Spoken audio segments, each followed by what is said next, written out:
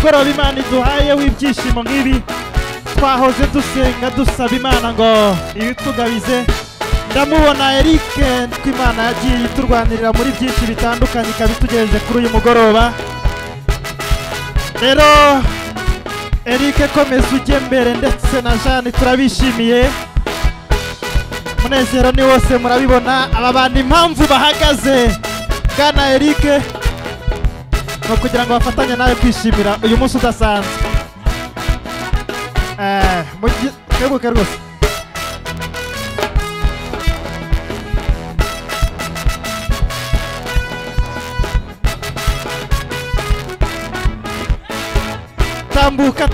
tambuka gera imbere dukomeze twishimire hamwe.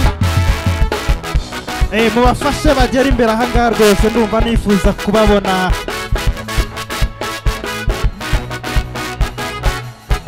Abandi namwe mufite amatsiko yo kubona umurimo wa mbere ukozwe, yego mukome mu mashyi. Urabona ko aba bantu babishoboye bafatanirije hamwe. Ntimuze kugira ubwoba cyangwa impungenge iyo abantu bari guteka hari ubwo haza imyotsi. Nibyo mwari mwumvishije biturika. Babegereze kandi umukebyo. Ibintu birimo Imana bitungana vuba, ni nayo mpamvu umutsima batubegeye uhise utungana. Mubegereze umukebyo ubundi uwo mutsima rwo yuko nawe umusegurira imbavu neza. Atireka nkongere icyo abakuru bavuze nacyumvise. Icyaka dore ko umukuye kure. Abantu babaza ati ku buzima bwacu twese muri rusange, ati ngaho nyegera mukunzi wanjye ngira icyo nkubwira wongere usomeho nanone kandi ucurure. Jeanne ati ni ukuri ibi ni ibidasanzwe biraryoshye nibyo mpawe n'umukunzi. Ubigenza utyo nawe Jeanne? Aha, Eric yarabimenye. Ibintu ahise abimenya vuba cyane.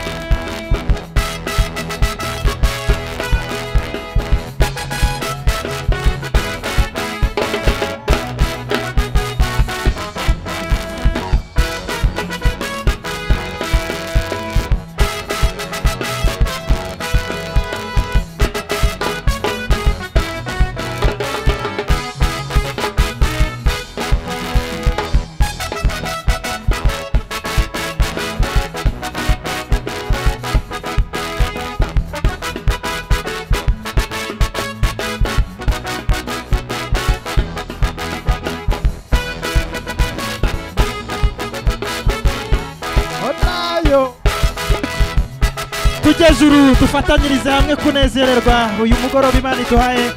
Abo twari dutegereje baserutse hano ku bikingi by'amarembo. Urabona ko akanyamuneza ari kose kandi byari bikwiriye kuko twabisabye Imana. Twishimiye kubabona nk'uko umuntu abona marayika w'Imana. Rero mukomeze mujye imbere mutambuke cyane. Twishimiye kubw'uyu mugoroba Imana iduhaye w'ibyishimo nk'ibi. Twahoze dusenga dusaba Imana ngo ibitugabize. Ndamubona Eric nse rwose. Twishimiye kubabona kandi turacyafite amatsiko ko Imana yagiye iturwanirira muri byinshi bitandukanye ikabitugejeje kuri uyu mugoroba. Rero Eric komeza ujye mbere ndetse na Jeanne turabishimiye. Munezero ni wose murabibona aba bandi impamvu bahagaze Bwana Eric no kugira ngo bafatanye nawe kwishimira uyu munsi udasanzwe. Kebuke rwose.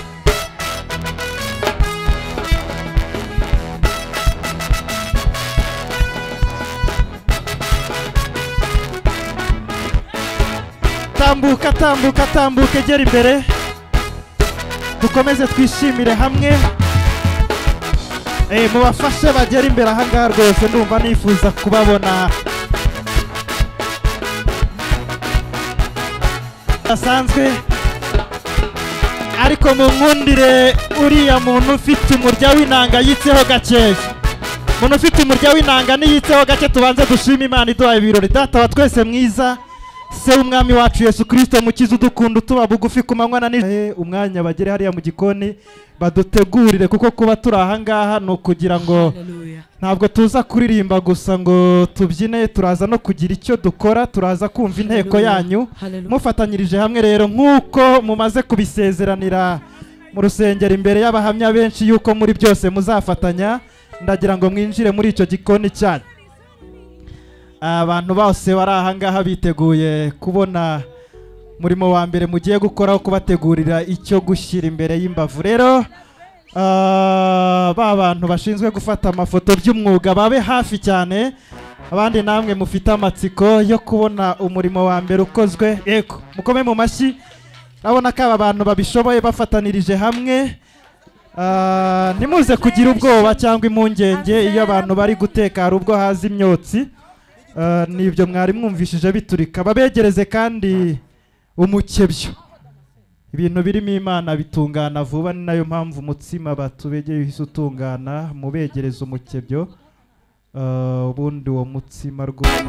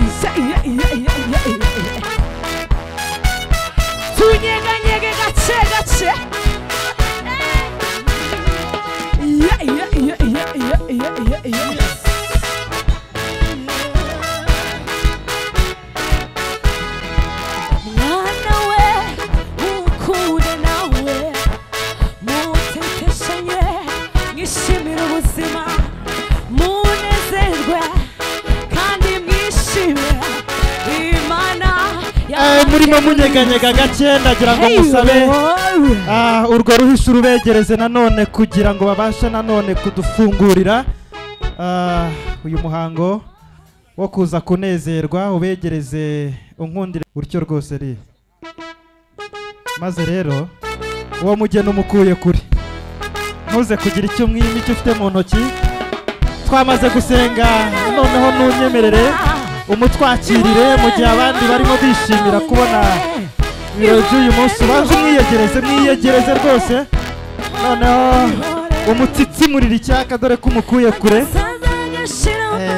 arabanza ati ku buzima bwacu twese muri rusange, ati ngaho nyegera mukunzi wanjye ngira icyo nkubwira, wongere usomeho nanone kandi ucurure. Jeanne ati ni ukuri ibi ni ibidasanzwe biraryoshye nibyo mpawe n'umukunzi. Ubigenza utyo nawe Jeanne?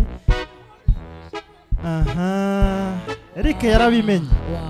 Ibintu ahise abimenya vuba cyane. Utyo rwose, utyo cyane. Turabyumva ute Eric? Ati biraryoshye ku rwego rudasanzwe, icyo uhawe n'umukunzi iteka kiba ari cyiza. Hanyuma ubegera izo nkebano zakire, ndaza kubemerera namwe mukomeze mutambuke mugere mu byimbo, mugere kuri rwa rutondagiriro, munyuze kuri rwa watunganijwe.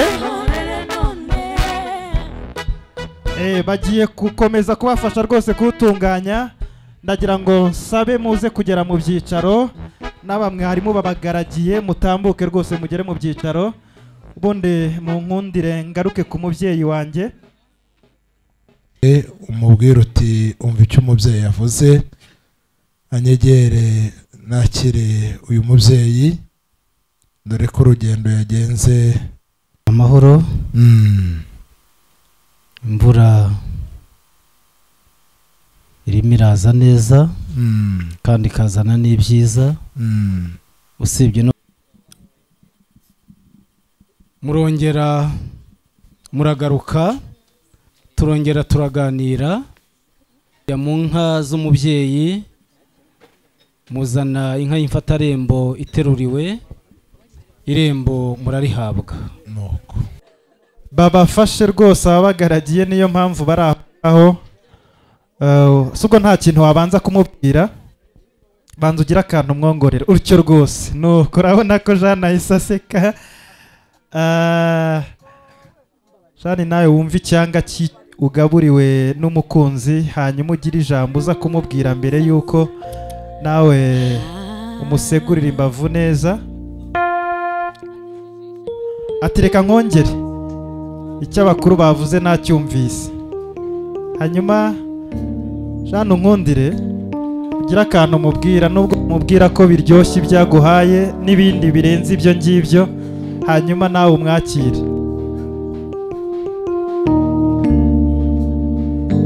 Aha, ariko ugira ijambo uza kongeraho utyo rwose, umwegere hanyuma ugire icyo umubwira, mumwenyure. Ibyo ntacyo bitwaye, turabishimye kandi n'Imana irabishima. Ibintu wabigaye abahinyuye Imana, niko numvise abantu bavuga. Mutari mwicara rero nanone murongera, kuko ndaza kubasaba mugaragiwe n'abo muri kumwe, natwe mudusangize ku byo mwatetse, turashaka kubyumva. Abantu bagiye bandya kara bakambwira bati dufite impano tushaka kubagezaho, ariko mbere yuko bazibagezaho namwe murabanza byibure mubazimanire bumve inteko yanyu. Ubundi nibamara kuba neza imisaya yabo iseguye n'imbavu, nta kabuza ibyo bafite byose barabibaha.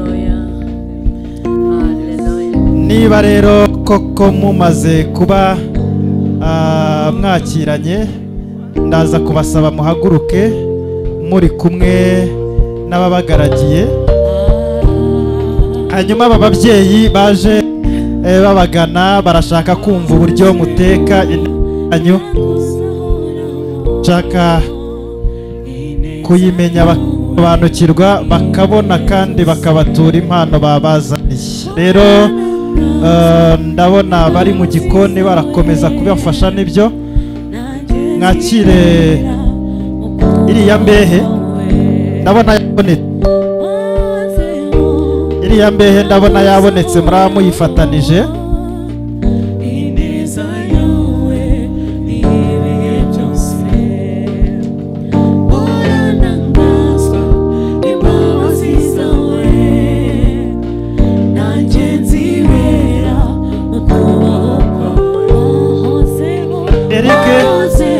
Uraza kwerekera mu muryango wa Jeanne, hanyuma Jeanne nawe uraza kwerekera mu muryango wa Eric. Ariko kandi mwamaze kuba umwe, twamaze kuba umuryango umwe, gusa murabikora muri ubwo buryo kugira ngo birusheho kuba byiza, kugira ngo ducunguze uburyo umwete. ndagira ngo sabe aba bantu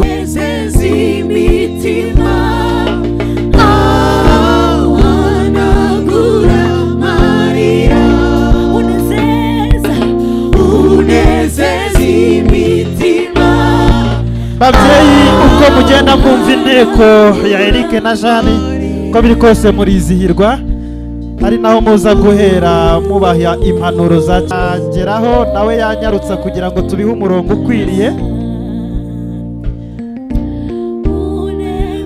Ndasaba kugira ngo ba bantu babagaragiye babaye bugufi babaye bugufi.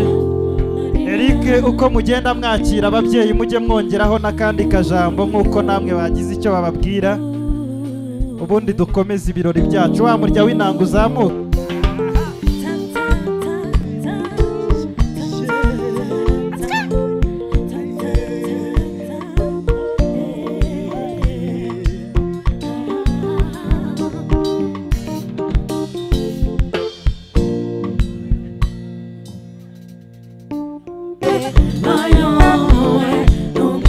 Ibyo ni byiza cyane, mutari mwagenda namwe ndagira ngo mumfashe. Ati babyeyi natwe twifuje ko iyi mpano muza kuba muyifite, reka dusabe nanone ku ruhande rwa Eric namwe mutambuke babyeyi mwakire iriya mpano. Mujyejuru babyeyi mutambuke dukore twihuta. Yego ntago muri bwihute nkanjye kuko ndi umusore, ariko kandi muragenda mwicumba tunacogoza amasaha kuko ijoro ryaguye.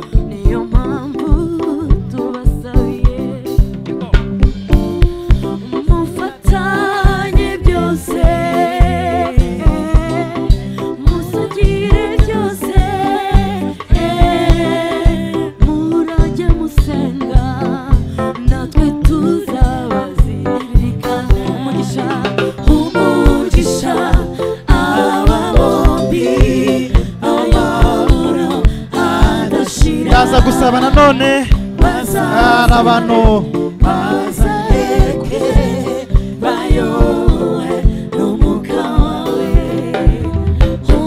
abarimu bakorana na Eric ndetse n'abadiregiteri muraza kuba muri bugufi.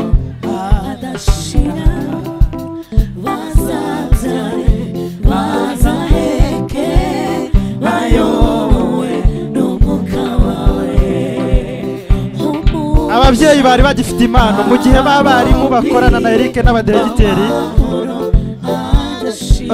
twaza gusaba ababyeyi na biriya mpano bakabanza bakayitambutsa.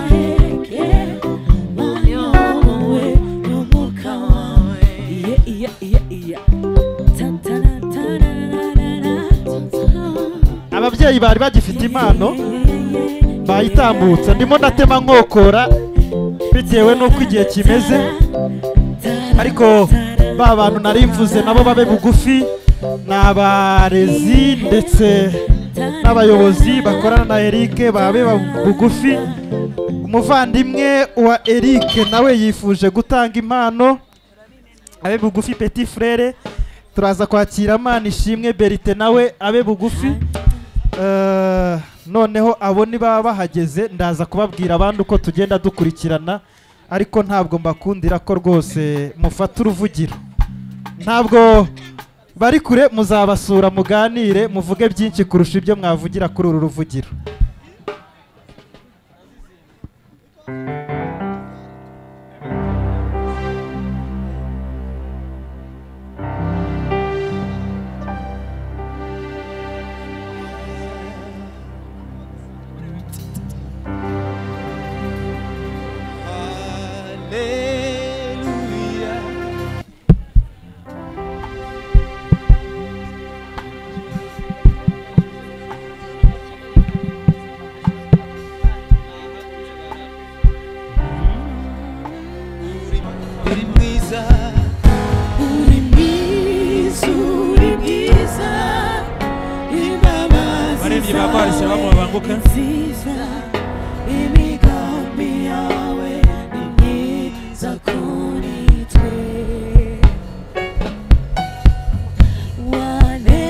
wanesheje satani umunyaga ubutware bwose ukwiriye icyubahiro n'ikuzo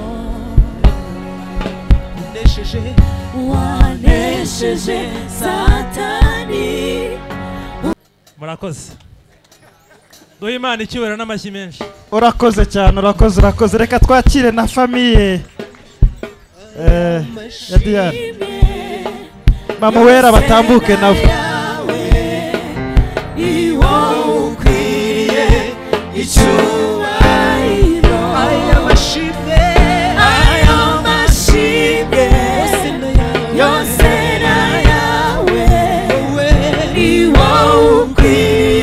Abantu ba Bugesera mwaba mwegerana akaba ari mwe mukurikira. Bugesera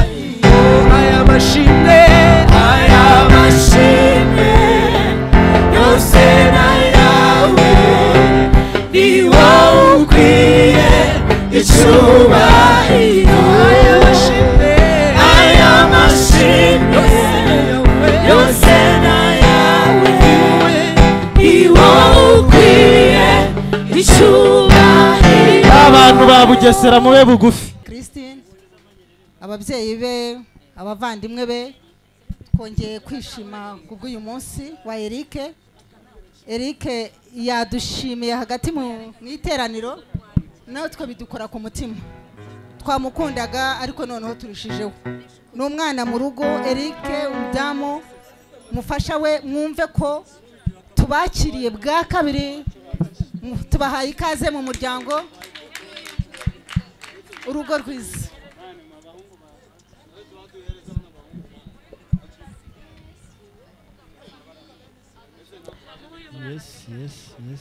Umuntu bita Olivier ari hehe? N'impano yitambuka rwose Olivier.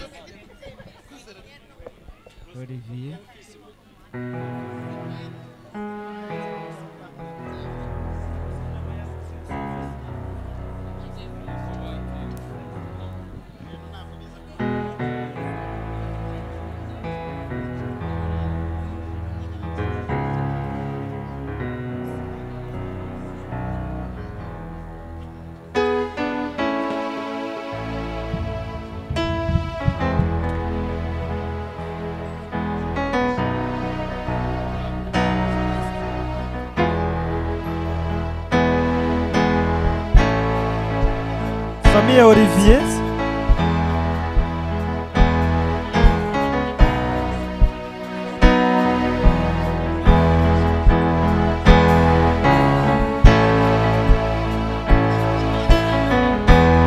Murakoze cyane, ahari muzajya mubahobera nimubasura nabyo ni byiza. Ba nyirarume ba Eric, ba nyirasenge ndetse na za nshuti za Yvette babe bugufi. Mariya ni ba nyirakuru batambutse.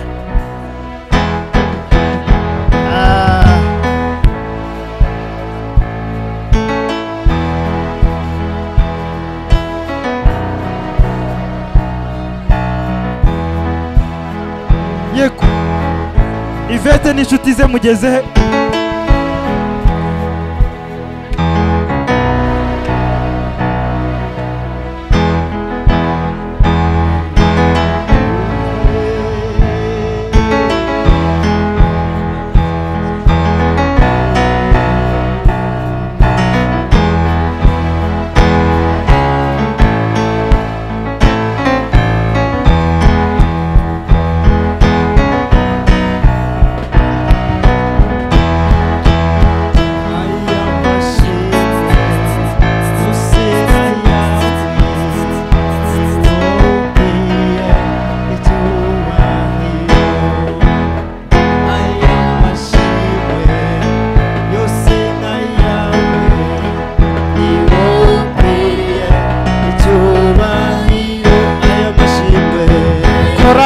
korari Betifage baraba bari bugufi. Korari Betifage baraza kuba bari kumwe, nibamara gutanga impano yabo barakurikirwa n'ab'ingenzi. Iriya ni famiye ya ni inshuti za Yvette. Noneho turahita dukurikizaho ba nyirasenge, ndi kubabona biteguye imbere, ngira ngo muri kunkurikira neza. Ba nyirasenge barahita bakomeza, ubwo ndahita mpamagara ya famiye cyangwa se yego korari Betifage.